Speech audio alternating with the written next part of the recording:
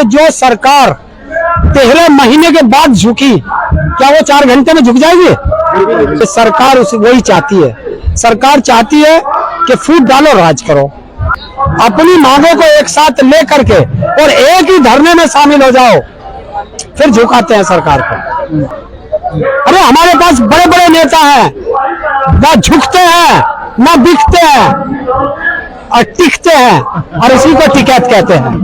आप लिख लेना, 2024 के चुनाव के बाद देश के प्रधानमंत्री को इस तिहाड़ जेल के अंदर मैं दिखा दूंगा आपको। और जी बड़े दिनों बाद आप जंतर मंतर धरना स्थल पर नजर आ रहे हैं, क्या धरना का फिर से कोई इंतजार है? नहीं, मैं तो आज यहाँ से गुजर रहा था तो मैंने सोचा पुरानी लड़ाई की जगह है, देखते हुए चले कि कहीं बदली है या वैसी है, हो सकता है घूम गई हो, तो मैं इधर से निकल रहा था। तो यहाँ तो कुछ नजर आया, काफी बदलाव है या फिर वैसे ही? नहीं, वैसा ही है, कुछ अलग अलग लोग अपनी मांगों के समर्थन में यहाँ आए हुए हैं। तो देख रहा था कुछ बीएड वाले बच्चे भी हैं, तो जब पढ़ने वाले शिक्षक के रूप में बीएड वाले होते हैं और आज वो सड़कों पे हैं, कहीं पता चला कोई और सड़कों पे है, तो ये क्या है? क्या सारा देश को सड़कों पे रखोगे? तो धन्य है ऐसे देश के प्रधानमंत्री कि ये जनता 2024 में उन्हें सड़कों पे ना ला दे, और देखना ये पड़ेगा। जिस तरीके से देखें, एक अच्छा एक्सपीरियंस है धरना देते समय किसानों के साथ में, वो अनुभव को देखते हुए ये युवा जो धरना पे बैठे हैं, कितना इनको मशक्कत करनी पड़ेगी? ये जो लड़ाई है तो इन्हें लंबी लड़नी पड़ेगी। क्यों? वो इसलिए लड़नी पड़ेगी कि जो सरकार 13 महीने के बाद झुकी, क्या वो 4 घंटे में झुक जाएगी?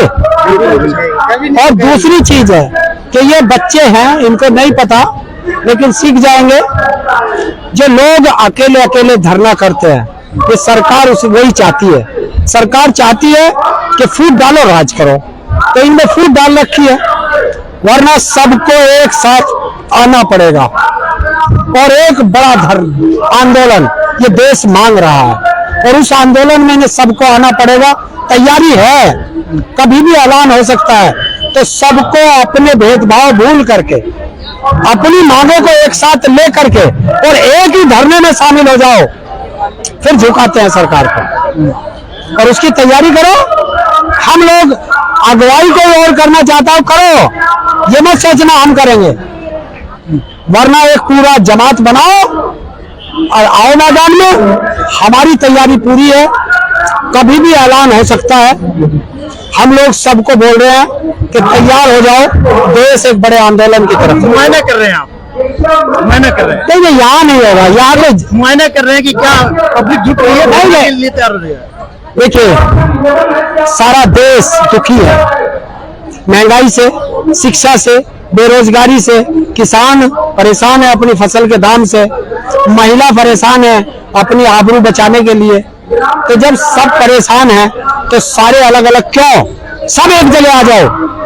अरे हमारे पास बड़े बड़े नेता हैं, ना झुकते हैं ना बिकते हैं और टिकते हैं, और इसी को टिकैत कहते हैं। राहुल जी, छोटी मोटी घटनाएं चलती रहती है, देश विश्व बन रहा है, इतने बड़े बड़े इवेंट देश के अंदर हो रहे हैं, तो मोदी जी के पीछे क्यों पड़े हुए हैं? कौन सा देश विश्व गुरु बन गया? काहे में बन गया? कर्जा लेने में, भुखमरी में, या बेटियों की इज्जत लूटने में? किस चीज में देश विश्व गुरु बन रहा? महंगाई में? किस चीज में? उसका बताओ ना। एक रटा रटाया सरकार का शब्द मत बोला करो तो विश्व गुरु बन रहा है, ऐसा नहीं है। किसान उन्होंने 13 महीने आंदोलन किया, पुराने पेंशन की कर्मचारी की मांग को लेकर कर्मचारी धरने पर आए, इतने बड़े स्तर पर मणिपुर में बराबर दंगा चल रहा है, इस सबको आप कैसे देखते हैं? अभी तो आप कह रहे हो विश्व गुरु बन रहा है, देश सड़कों पर है, हर व्यक्ति अपनी परेशानी को लेकर सड़कों पर आ चुका है, तो सरकार कैसे चल रही है? किस कारण से सरकार चल रही है, ये आप बताओ ना। पत्रकारिता करते हो, ढूंढो सवाल। 2012 में निर्भया कांड दिल्ली के अंदर होता है, 2023 में मणिपुर कांड होता है, तो किस सरकार पे भरोसा करे साहब जी? देखिए, 2000 कौन से में हुआ था? 13 वो हुआ था निर्भया कांड। हम लोग आए थे, सड़कों पे थे, देश आया था, और देश आया था, कार्रवाई हुई थी। मणिपुर में बेटियों को नंगा घुमाया गया। शायद भारत के इतिहास में ऐसी घटना पहली बार हुई है और देश का प्रधानमंत्री चुप है, तो ये इतनी बड़ी शर्म की बात नहीं है। अभी देश के अंदर एक महिला आयोग होता है जिसकी बहुत अहम भूमिका होती है, लेकिन मणिपुर के मुद्दे से या ये कहीं यूपी में भी जो एक बलात्कार होता है, पति के सामने गैंग रेप महिला का होता है, उसके बाद आत्महत्या कर ली जाती है, उस मैटर पे राष्ट्रीय महिला आयोग कहीं दिखाई नहीं पड़ता है। देखिए, देश के अंदर कोई संवैधानिक संस्था बची नहीं, सब गुलाम हो चुके हैं। और जब संवैधानिक संस्थाएं गुलाम हो जाएं, तो समझ लेना देश से लोकतंत्र खत्म हो चुका है। कल मीडिया का एक यहाँ पे प्रदर्शन चल रहा था, हम कुछ मीडिया वाले अगर कोई सवाल उठाते हैं तो उसमें भी कार्रवाई होने लगी है, इसे कैसे देखते हैं? देखिए, जब राजा तानाशाह की तरफ चला जाए, समझ लेना हर आदमी को जेल जाना पड़ेगा। और तो उससे बचने का एक ही तरीका है कि सबको एक साथ आना पड़ेगा। और राजा जब तानाशाह हो जाता है तो उसके खिलाफ जो भी आवाज उठती है वो उस आवाज को दबाना चाहता है, वो चाहे देश के सांसद की हो, वो चाहे देश के निष्पक्ष पत्रकारों की हो, स्वतंत्र पत्रकार, और वो चाहे आम नागरिक हो, चाहे एक्टिविस्ट हो, इन सबको वो दबाना चाहते हैं। और जितना दबाता है राजा, उतना ही वो चिंगारी भड़कती है। तो आपको क्या लगता है 2024 में देश की सारी जनता एक साथ आएगी? जो दुखी है वो तो आएगी।